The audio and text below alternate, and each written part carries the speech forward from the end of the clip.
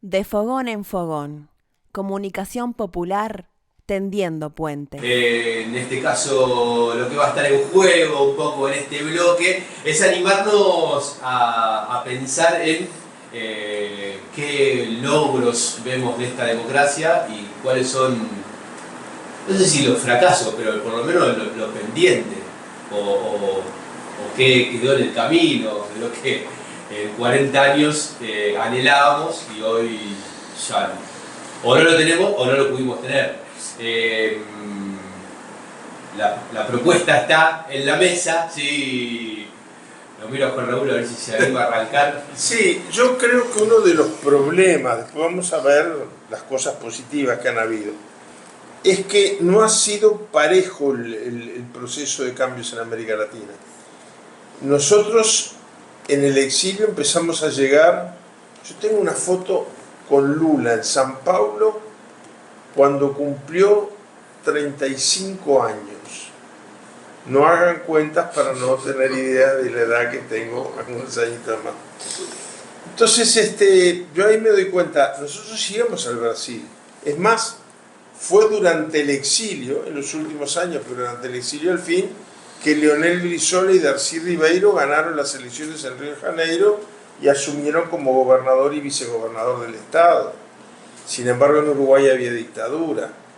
A los 15 o 20 días de asumir el presidente Sanguinetti, viajamos a la asunción del presidente que nunca fue, Tancredo Neves, que murió la noche antes de la transmisión de mando de un ataque de peritonitis.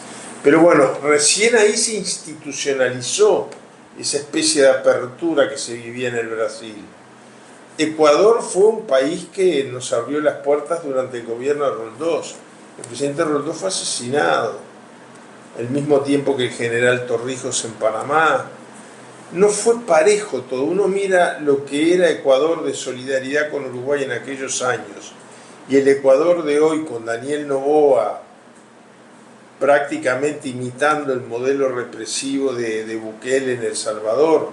Bueno, yo veo a Bukele delante del retrato de Monseñor Romero, que fue un hombre de una solidaridad extraordinaria con el exilio uruguayo y con todo el Uruguay, conmigo personalmente. Y me pone la piel de gallina. Entonces, no ha sido pareja la evolución de América Latina. Centroamérica tiene su parlamento único, pero no tiene ninguna instancia de integración real. El Pacto Andino tiene su parlamento único, preside un gran amigo, Eduardo Chiliquinga, es lo único que tiene el parlamento.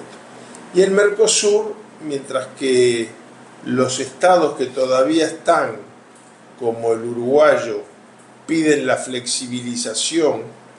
A ver, ese es un ejemplo lindo, ¿no? La coalición, cuando firma su nuevo programa de gobierno, reivindica el tratado bilateral de libre comercio con la República Popular China. Llevamos 60 meses con los chinos diciendo no. Tratado de libre comercio bilateral con Uruguay, no. Arréglense el Mercosur y vengan a negociar juntos. Sin embargo, hace 3 días terminó la reunión del G20 en Brasil. Fue hasta Argentina, bueno, Argentina es miembro, ¿no? Pero fue el presidente Milei, que había dicho que no iba a ir, fueron todos los presidentes del Mercosur, menos Lacalle, que estaba de campaña electoral en Uruguay, cosa que le prohíbe la Constitución. Entonces yo veo que va evolucionando distinto. Aparece Petro, se despierta una esperanza muy grande.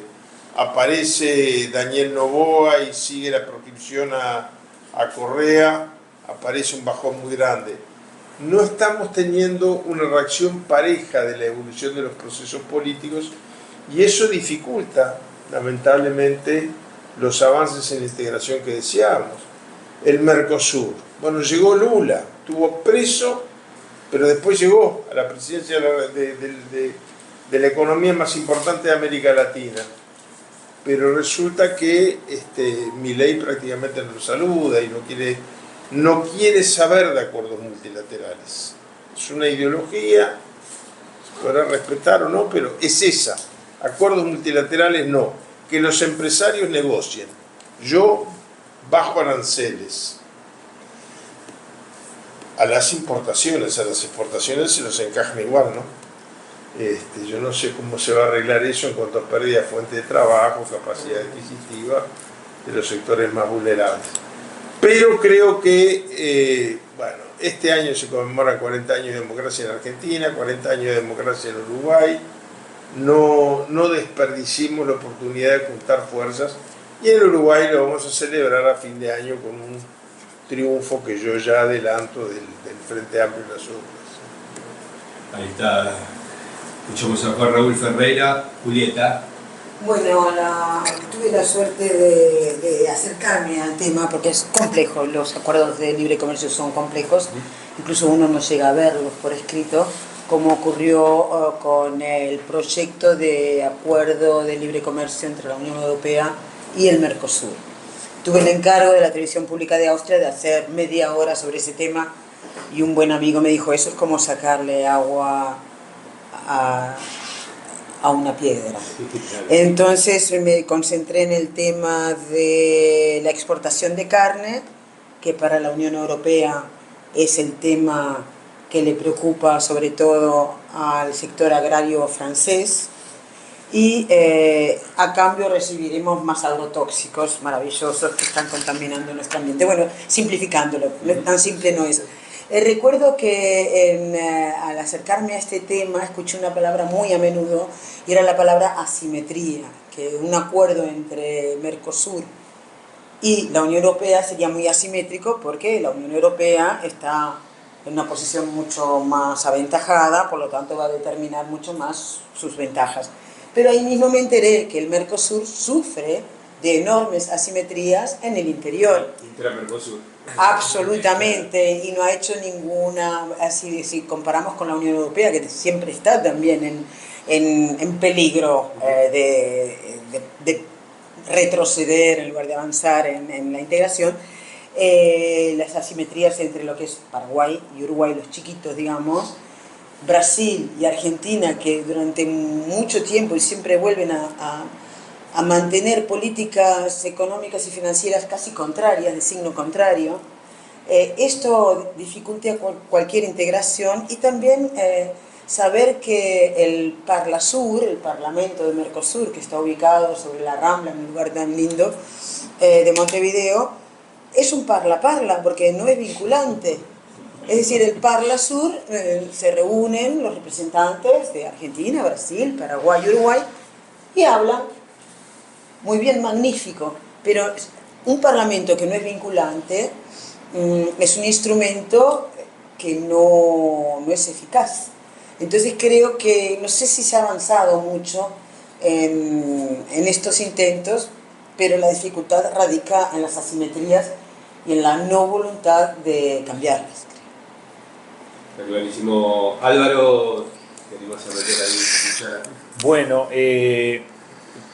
¿qué ha pasado con la democracia y qué no se ha obtenido? Bueno, yo pondría el énfasis en el tema de los detenidos desaparecidos de nuestro país, ¿no? Juan Raúl decía, el presidente no estuvo en el G20, tampoco estuvo cuando el Estado debió reconocer la responsabilidad de los horrores cometidos durante la dictadura cívico-militar. Se fue del país, volvió horas antes y no asumió la presidencia y no estuvo presidiendo ese evento como era esperable, pero además era casi obligatorio que lo hiciera, porque así lo estaba establecido. Hubo muchas negociaciones, ¿no? Claro, sí. El Estado uruguayo estaba en ese evento, tenía que reconocer la responsabilidad que había tenido como Estado y comprometerse a que eso no volviera a ocurrir. Y prefirió no asumir la presidencia, aún estando en territorio uruguayo, para no presidir ese acto que lo hubiera de alguna manera rescatado en este tema, y eso habla a las claras de cuál es la postura que adoptó este gobierno o este presidente con respecto a ese tema. Digo este gobierno porque nadie tampoco de la coalición salió a desmarcarse de esa situación. Y hay episodios que pueden parecer menores, pero se estuvo más de un año, no sé si cercano a 2, para que un cable subterráneo de una empresa estatal se pudiera modificar para que se pudieran continuar con las exploraciones en terrenos donde se sabe que hay enterramientos de personas detenidas, desaparecidas. Entonces, seguramente que puede haber en estos 40 años muchos temas que digamos, bueno, en esto no se avanzó lo que esperábamos, pero ese tema a mí me parece, y voy a parafrasear incluso una frase que los militares en época de la dictadura repetían una y otra vez en los medios de comunicación: el pueblo que olvida su pasado está condenado a repetirlo, y yo no quisiera que eso pasara. Rosana. Sí, yo había pensado exactamente lo mismo, que la democracia uruguaya empezó renga, con proscriptos, con presos, con el principal líder de la oposición preso, pero seguimos, votamos siempre, pero cosas faltaron y siguen faltando. Los desaparecidos, la lista de los que aparecieron es mucho más chica, más allá del esfuerzo que hacen el grupo de antropólogos y ese fiscal maravilloso que tenemos que es Percivale, pero falta mucho, muchísimo. Y hay una cosa más micro que también hace que la democracia sea renga. Nosotros tenemos un sistema de ley electoral de acumulación por sublemas para elegir senadores, que la hace un poco desprolija, digamos así, algo que en el Uruguay se le llama por colectoras, en la Argentina también. Ahora acaba de ser electo un senador con 9.000 votos, que abrió 700 listas. Las cooperativas. Claro, pero lo grave es que el votante no sabe lo que está votando. Claro. Nosotros a veces miramos por arriba del hombro estos países que, a mi juicio, es admirable como lo hacen. Ponen la foto del candidato y al lado una sola crucecita. Miramos como diciendo, nosotros somos más europeos, estos semianalfabetos, como van a poner crucecita. Pero nosotros a veces votamos una lista que dice, voto por el sublema tal y los siguientes candidatos. Y al diputado que estoy votando, el que va a salir electo con mi voto, no figura en la hoja de votación, porque está la acumulación, como decías tú, de las cooperativas electorales. De todas maneras, yo creo que el régimen electoral uruguayo necesita una transformación muy grande. Lo que estamos viviendo esta noche es demostración de ello. Yo estaba la noche de la primera vuelta sentado al lado de una periodista española que me decía, en cualquier país del mundo donde hay balotaje, Jean-Mandou Orsi ya era presidente electo. Porque acá la reforma constitucional estableció 3 criterios distintos en la misma reforma. Para elegir el candidato, 40% de los votos más 10 de diferencia con el segundo. Para elegir al presidente en la primera vuelta, 50% más 1 de emitidos. Para elegir al presidente en segunda vuelta, 50% más 1 de los válidos. ¿Por qué 3 criterios distintos? ¿Cuál es el criterio más democrático? Apliquémoslo en las 3 instancias, el mismo criterio. Pero también creo que hay que confiar mucho en la gente, ¿no? Yo se los comentaba, perdónenme que me ponga pesado, que reiterativo, pero la gente se empodera también de la vivencia democrática. Y esto de que la gente ya no se conforme con ir al acto multitudinario, aplaudir, que le firmen la banderita y se acabó, es maravilloso. Lo que yo he visto en esta campaña electoral de la ciudadanía diciendo, yo reclamo mi lugar, quiero hablar con el candidato y que me escuche y sentirme escuchado. Eso es maravilloso, maravilloso. Obliga a campañas electorales mucho más intensas, pero mucho más directas, mucho más directas. Yo escucho, prometo que también, pero yo escucho el debate presidencial, por ejemplo, y cada uno de los grandes temas que tocaban los candidatos, yo recordaba algún rostro humano en algún pueblito de campaña que me había contado cómo allí se vivía ese problema. Son maravillosos. Una de las cuestiones que también hace hacen, digamos, como pendiente de la democracia tiene que ver con la cantidad de presos que tiene el Uruguay, ¿no? O sea, Uruguay es uno de los de mayor cantidad de presos en la región, sacando a El Salvador hoy, y está sexto a nivel mundial. Esto es notable, digamos, y parece poco difundido, ¿no? O sea, digo, para el Uruguay, que parece, digamos, en Argentina es como la panacea de cómo se vive, ¿no? Y me parece que es un dato que se tiene poco para el análisis. Rosana. Sí, el problema radica en la reforma del Código de Procedimiento Penal. Se llegó a un sistema que se le conoce como el juicio abreviado. El juicio abreviado, tú reconoces la culpabilidad, arreglás con la fiscal, que actualmente el fiscal es el que tiene el peso de la carpeta investigativa, el juez homologa o cambia, pero la mayor cantidad de las veces homologa. Entonces la gente acuerda, el abogado dice hay que acordar, y cada vez las cárceles están más llenas. Los fiscales se quejan también, pero en este momento estamos en un momento de crisis real del número de presos en las distintas cárceles. Es más, se ha vuelto a una cosa que antes se le llamaba la chacra policial, que habían ido desapareciendo. Han tenido que reflotar los edificios de las chacras policiales y el Instituto Nacional de Rehabilitación, trabajar con ellos, porque no hay lugar. Es un exceso enorme de presos que tiene el Uruguay. El tema de cárceles, desafortunadamente, es una asignatura pendiente desde hace más de 40 años. Es decir, antes, lógico. Sí. Es autocrítica de Frente Amplio, no se avanzó bien en la reforma carcelaria, y menos aún, lo que es muy grave, en el tema de detención de menores. Recuerden que el relator de Derechos Humanos de las Naciones Unidas llegó aquí, puso muy mala nota a las condiciones de los derechos humanos en las cárceles bajo gobierno del Frente Amplio, y habló también con la oposición, y se volvió, era austríaco, Novak, por eso recuerdo, porque lo entrevisté después de esto. Luego volvió y no entendía, me dijo, no lo entendí.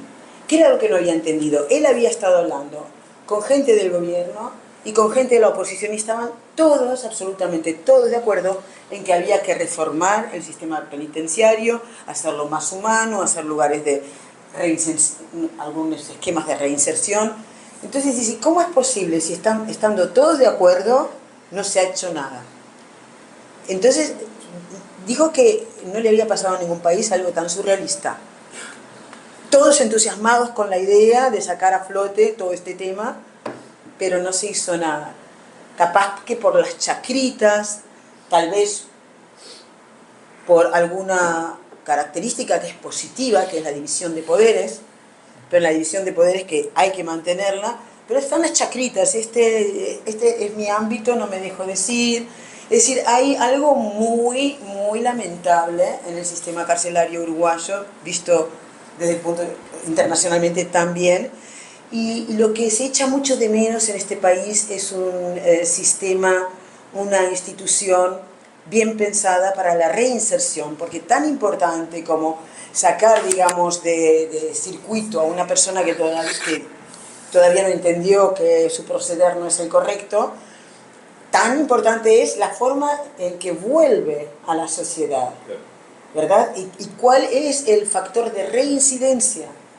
Y yo espero, si gana el Frente Amplio, que esta vez no lo dejen pasar, que esta vez se haga una institución importante para la reinserción, bien pensada e inteligente. De verdad que sí, es muy importante. Hay muchos aspectos importantes en esto del aumento de la violencia, de la criminalidad, pero en el sistema carcelario ningún gobierno ha hecho los deberes, me parece. Rosana Chiraco. No, lo se hizo, no todo, pero los gobiernos del Frente Amplio intentaron, las instituciones hoy tienen, falta mucho, pero algo se inició, y justo decirlo, en algunas de las cárceles se conserva, sí, puede ser, pero tienen talleres, estudian, pueden condonar años de cárcel, de prisión por estudios. decir, falta.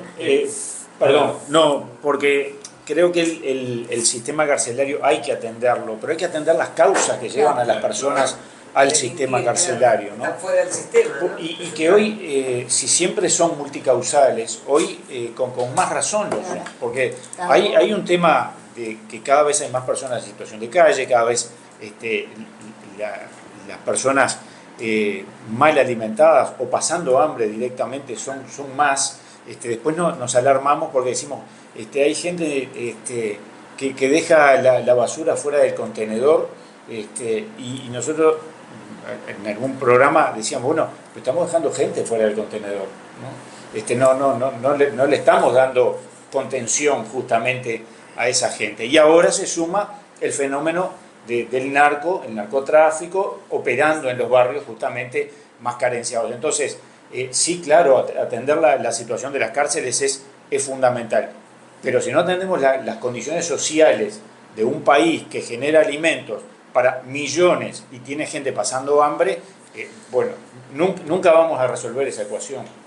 Ahí está, se comunicó Eduardo desde Buenos Aires, sí, manda saludos, dice que mañana va a estar viniendo a votar en Colonia. Desde Paysandú, disfrutando del hermoso programa, también amigos que están en Argentina y que ya cruzaron, gracias por todo siempre. Una de las cuestiones, los miro a Juan Raúl porque conoce el tema, creo que ya anticipó lo que se viene y que hace mención, parte también Julieta y Alejandra pueden dar fe. Tema pendiente de la democracia uruguaya es el voto de los uruguayos fuera de frontera, ¿no? Claro. O sea, Sí, yo escuchaba y pensaba, a ver, un senador del Partido Nacional hablándole a los militantes de su partido que iban a venir a votar, les decía, van a ser los 3.000, calcula que van a venir 3.000, creo que van a venir menos del Partido Nacional, los 3.000 orientales, los 3.000 héroes que van a cruzar el charco para votar. Pero ese senador se opone al voto exterior. Es una cosa esquizofrénica la que tenemos, donde se admite que se pueda votar, es decir, la no residencia no es un motivo de suspensión de la ciudadanía. Se admite que el ciudadano venga y vota. Ahora, si no tiene plata para el pasaje o vive lejos o no puede, no vota. Somos uno de los 2 países del mundo ahora. Ahora en Centroamérica, en todo Centroamérica, se admitió el voto en los consulados. Porque antes eran 7, 8, 10 países, no era una grata compañía, pero de todas maneras. Yo estuve como jefe de la misión de observación electoral cuando Paraguay reformó su constitución. Acá no hay que reformar la constitución. El Parlamento tiene que instrumentar las medidas necesarias. El artículo 180 de la Constitución, yo sé lo que van a decir, si me puedo adelantar, los que están en contra. Van a decir que el artículo 1 de la Constitución dice que la República Oriental del Uruguay es los ciudadanos que habitan... Eso se refiere a la soberanía nacional. La soberanía popular, los derechos del ciudadano están establecidos en el artículo 180. Y allí, desde mi punto de vista, es demasiado exigente la Constitución para suspender la ciudadanía. Por ejemplo, si a ti te procesan, se presume inocencia o te formalizan, como se dice ahora. Sin embargo, si te formalizan por un delito, que en caso de que cuando termine el juicio te declaren culpable recae pena de penitenciaría, tenés suspendida la residencia. Los casos de suspensión de la residencia acá son tremendos, pero no incluyen a la no residencia. Entonces, son ciudadanos, tienen derecho a votar y hemos llevado décadas y décadas y décadas sin aprobar una ley que instrumente eso para que la Corte Electoral pueda mandar las urnas a los consulados. No es tan complicado.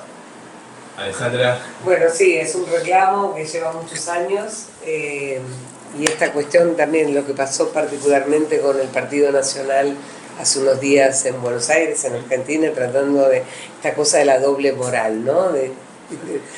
Entonces, además, Los votos, porque yo ahora estaba mirando mi libreta cívica, yo en el año 84 vine especialmente a votar y bueno, conté la anécdota, pero digo, al final termina siendo el voto de los uruguayos del exterior un voto como calificado o especial porque tenemos cercanía o tenemos plata para venir a votar.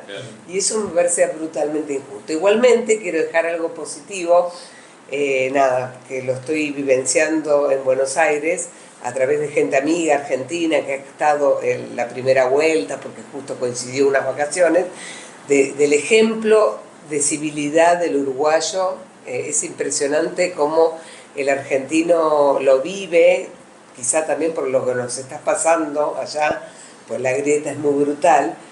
Hoy viajé particularmente con una persona que venía conmigo en el buquebús sentada, un señor bastante mayor, que yo creo que estaba cerca de los 90, y me contaba de que, digo, pero justo viene por 4 días, pero el día de elecciones usted es argentino. No, yo quise venir porque no me quería ir de esta vida sin participar. No sé quién va a ganar, pero el quien gane, yo voy a ir a esos festejos, porque sé que Uruguay es un ejemplo de civilidad y democracia, y de tolerancia y de respeto. Digo, a ver, vivamos las fiestas con alegría, recuperemos la mística, recuperemos la esperanza y bueno, acá estamos. Nos vamos a la tanda ahora aquí en De Fogón en Fogón, continuamos hasta las 18.